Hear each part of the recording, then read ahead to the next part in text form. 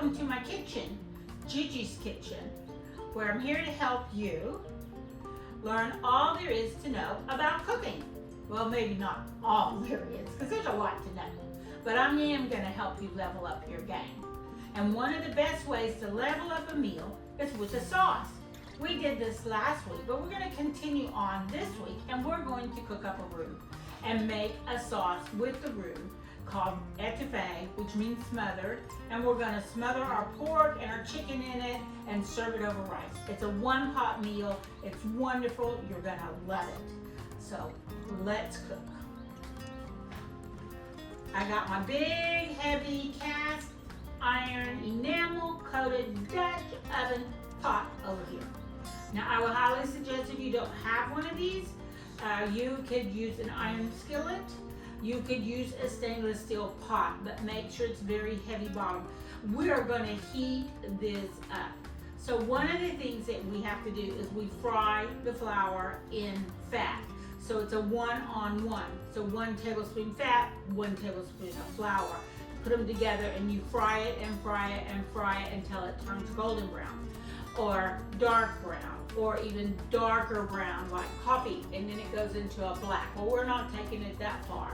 And I don't do my roux in the oven. Some people say you can, but I've never tried it. I always do mine on top of the stove. The one new thing I am going to try is we are going to try to make this roux with some beef tallow. Now beef tallow can handle high heat, and you need an oil that can handle high heat. And since I'm trying not to eat the canola oils and so forth, and that are supposed to be all bad for you these days, I've gone to olive oil, avocado oil. My sister and her husband Roy, they love the avocado oil, and I do have some, and we're gonna fry in it on the next video. But for today, I'm gonna make this roux with beef tallow. They say it adds a lot of flavor. It also can handle the heat. So that's the first thing we're gonna do, is we're gonna start heating up this pot. Okay, get it going. And once it gets warm, I've got 4 tablespoons of beef tallow in here. And I actually did measure this out. As I was talking last time around, you know, home cooks, a lot of times we don't measure. We've been doing it the same way for so many years. We just go clunk, clunk, and it's done. But I think for the younger generation, and maybe not even the younger generation, because my friend who's retired, doctor, she never learned how to cook. So she watches my videos so she can learn how to cook, because now she has time. So anyway, I got 4 tablespoons here. So I need to put in with this, once it melts and gets good and hot, add 4 tablespoons of flour.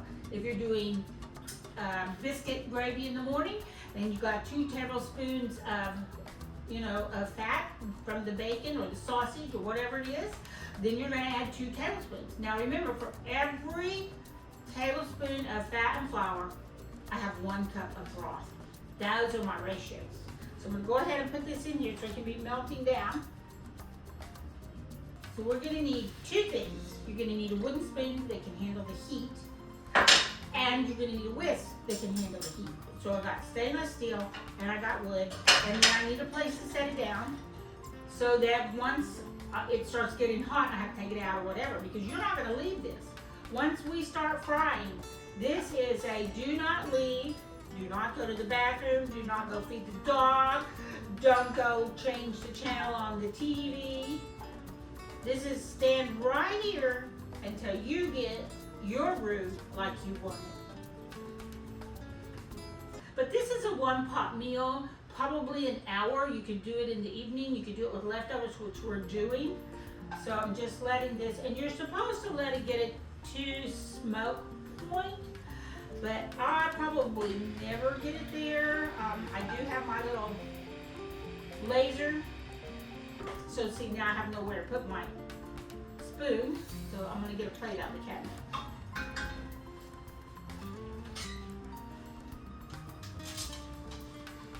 Here. Got my laser, and we can see what the temperature of the bottom of this pan is. I don't know that it's the actual oil, but it'll be close. Yep, it's smoking, and we're at 423.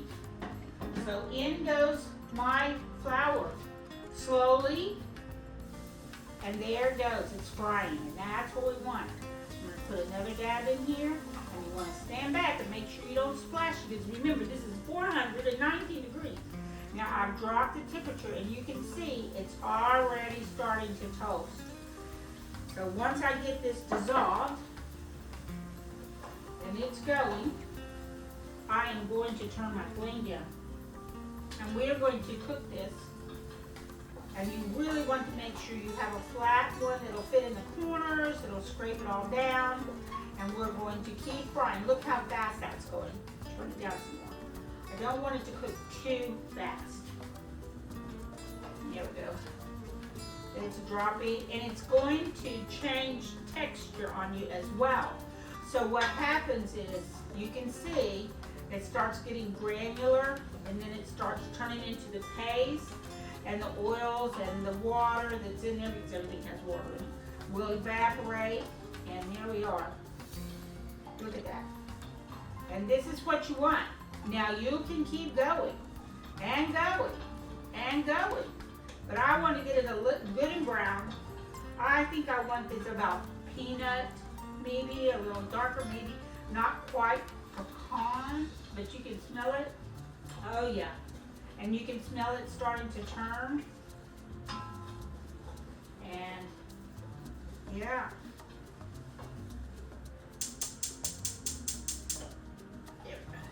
Turning my flame down a little more, and look how thick that's getting. You can see how the texture has changed. And we're getting there. Now as soon as this goes, the next thing I'm gonna put in here is I'm gonna put my chicken in, because it's raw chicken. And all it is chicken thighs. I took about 3 or 4 chicken thighs and I cut them into chunks. There we go. Oh, that's looking really good there. And so what did that take us? Maybe 8 minutes? I'd have to look on my video to count. But I just go and keep stirring. And see how fast? If you'd have left, you'd have burned it. And if you get flakes, if you get anything down in there. Now, as soon as I throw my chicken in here at this high temperature, it's going to start frying and putting off fat, and it's going to drop the temperature of my pan. So you need to have everything ready to go before you start this, almost like a stir fry. Ready? And now it's going to drop my temperature.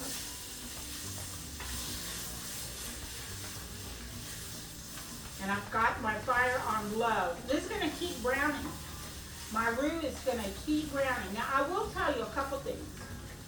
This roux will thicken your gravy.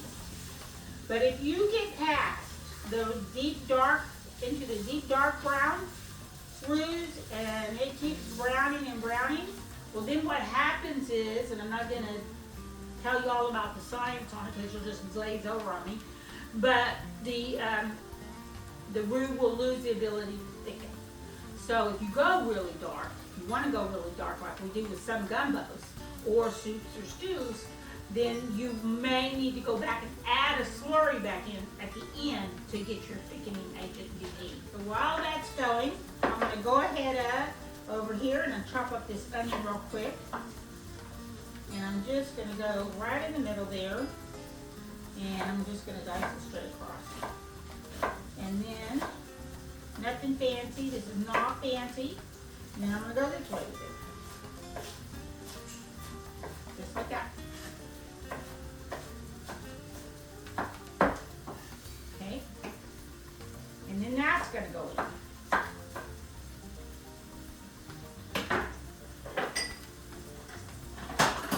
Get my scraper.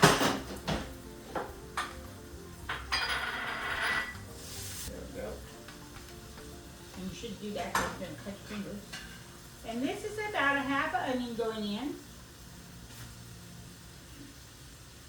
And then I'm going to get me some celery here, and I'm just going to cut me some little strips right down. And you can use a smaller knife if you want. And then I'm just going to chop this up. And this is called a trinity. In our last sauce, we used the mirepoix, which is onion, celery, and carrots. In the trinity, we use onion, celery, and bell pepper. And that's very regional for New Orleans, Cajun, Louisiana. It's very traditional. And this is a lot of celery. So that's going to saute up right down in that beef fat.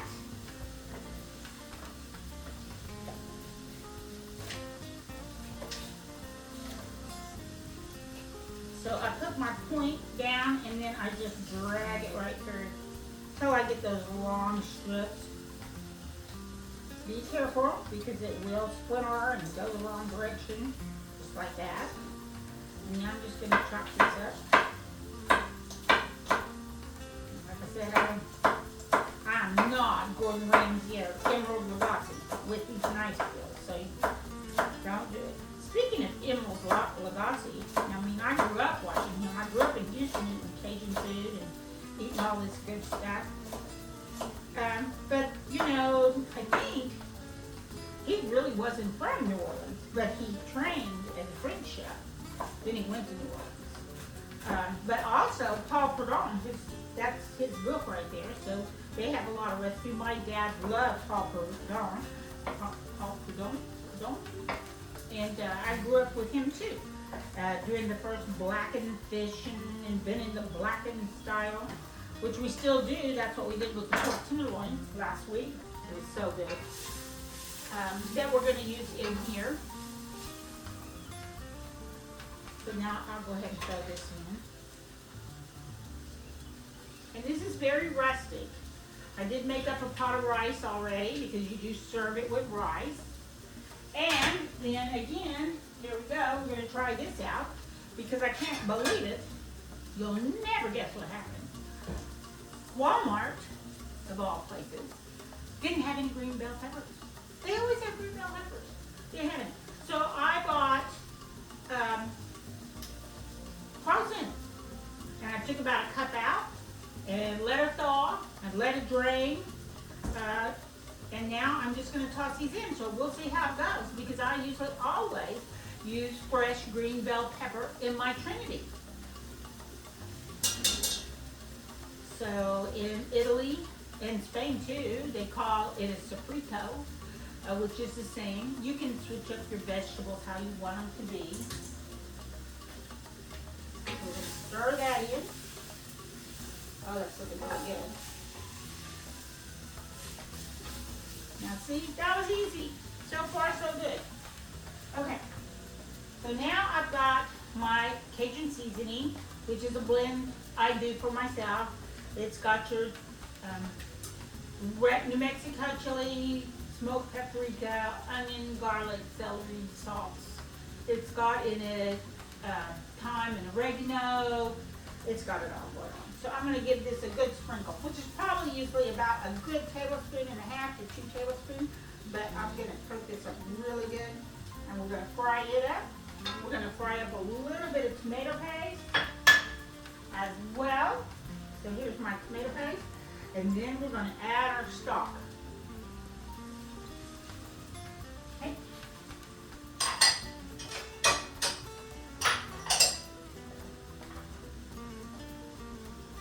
Now this doesn't have to be in any specific order. I do put my chicken in first. The sausage, if I'm putting sausage in, I would add the sausage later once it cooks down because it's already cooked most of the time, especially if I'm using andouille. It's a smoked, hot, spicy Louisiana style sausage. You can use any kind you want.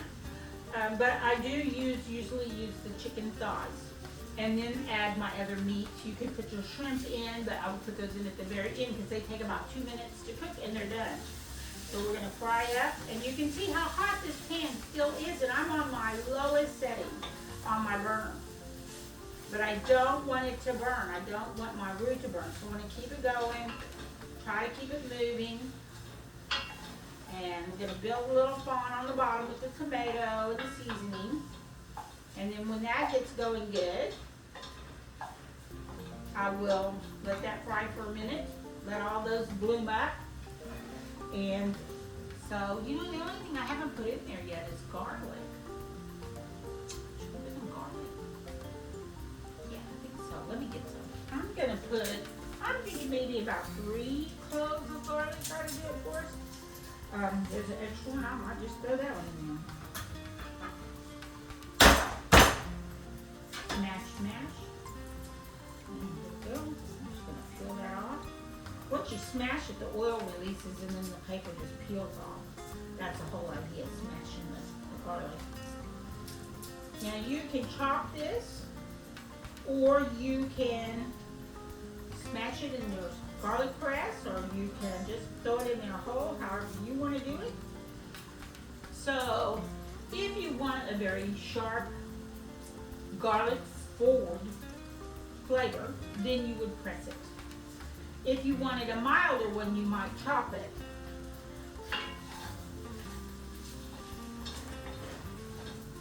So I'm thinking, and so we want to put it in last. So I'm going to smash, cut it in half, chop it. Like so. I never like the insert. I always take those off. You can do what you want. So here's this one. Smash it better. And so there we go.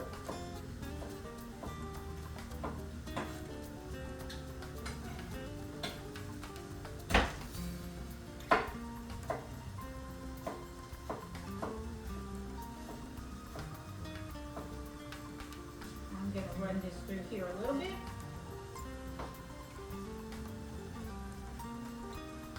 I think it's about time for a new island, or else I need to take this one to the workshop and work it over again because it's starting to get wobbly.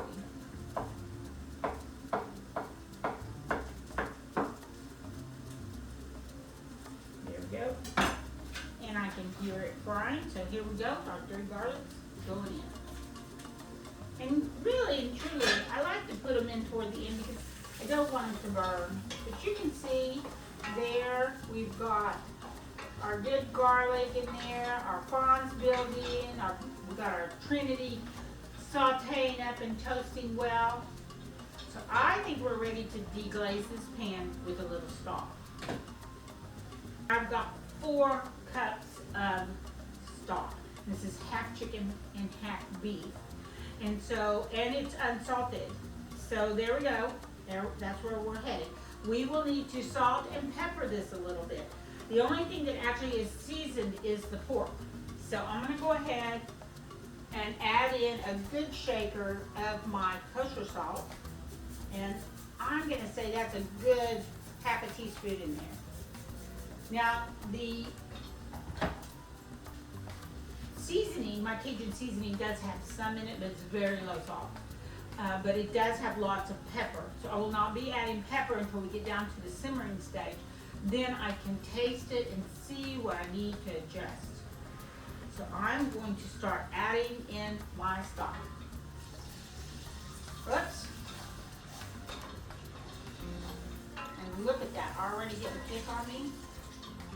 And I'm going to, once I get my stock in here, I am going to add a good 1/4 cup of vermouth.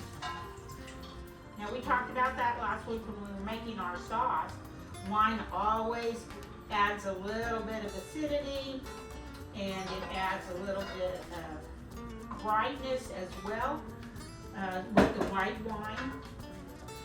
And so once I get the bottom all scraped, and when you're scraping your bottom, you can feel those bits on there, just run your spoon across them until they dissolve. And there we go. And what we're going to do now is we're going to let this reduce, let it continue to cook down. And it looks like we didn't end up with any lumps, thank goodness. Once we get it to a boil, we can turn it back to a simmer.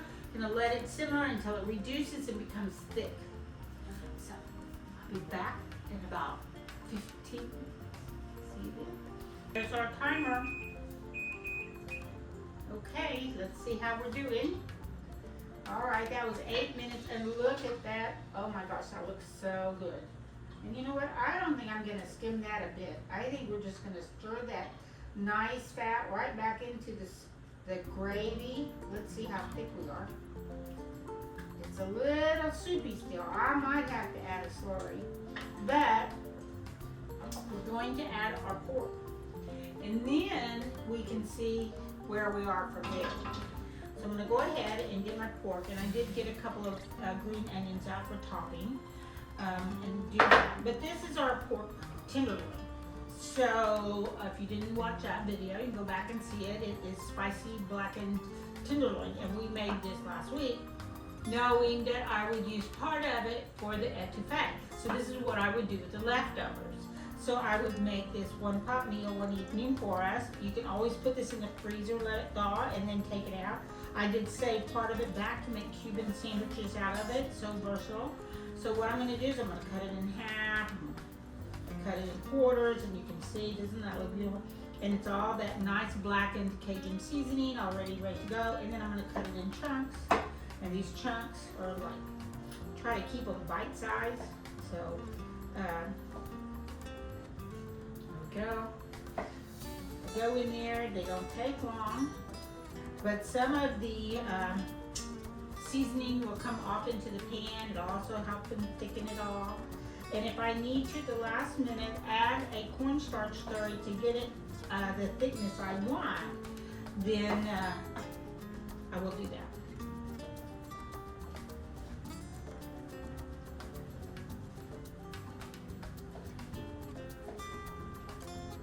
So there we go. Our blackened tenderloin is going to go in. And remember, it's already cooked, so we are just mainly heating it through.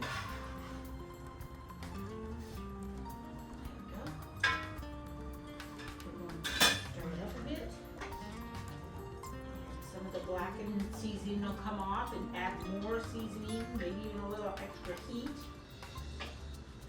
And we're going to let that cook down for just a minute. And we'll check it back in a second. And we didn't actually have to use our whisk, so everything turned out well. Oh, that's looking really good. It's still not quite as thick as I would like it. Really taste that beef tallow.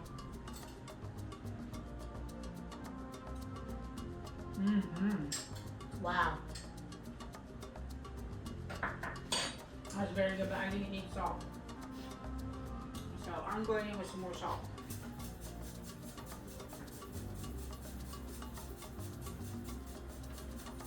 And that's probably a good half a teaspoon there. I'm gonna actually go in with a little bit of black pepper, and I may go ahead and, after this settles a bit, I might go ahead and skim it anyway. I said I wasn't going to, but I may go ahead and skim that, and then I think it's ready. I'm going to taste it one more time for a little salt and seasoning, see how we did, if that helped with the salt.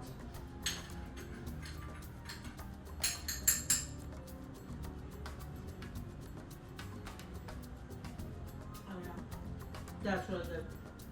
And I think it's plenty salty, plenty peppery. Oh my gosh, it's so good. And it is nice and good and thick, and it really is nice and creamy on the tongue. All right, I'm gonna turn my flame off. I think that's good. And I got my big spoon here. Oh yeah, oh my gosh, that looks so yummy.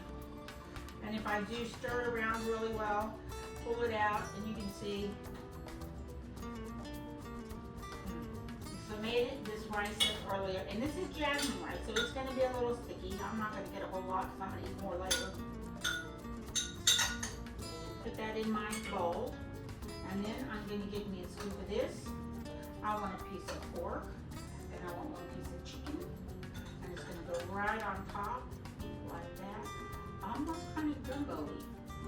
I'm going to get some of this, and you could add okra to this if you wanted. And look at that gravy just going right over the top of everything. And it just, that rice is just perfect on that rice.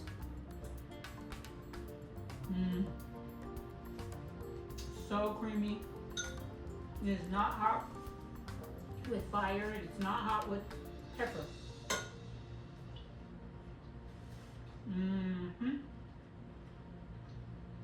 The chicken is good and tender. Of course, my pork is tender because I cooked it already yesterday. All I have to do is heat it through.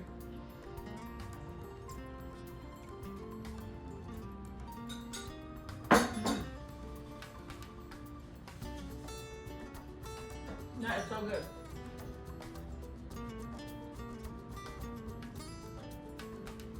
One thing I want to say is a little planning goes a long way. So we had already planned to make the tenderloins, the spicy blackened tenderloins. And there's 2 in a package.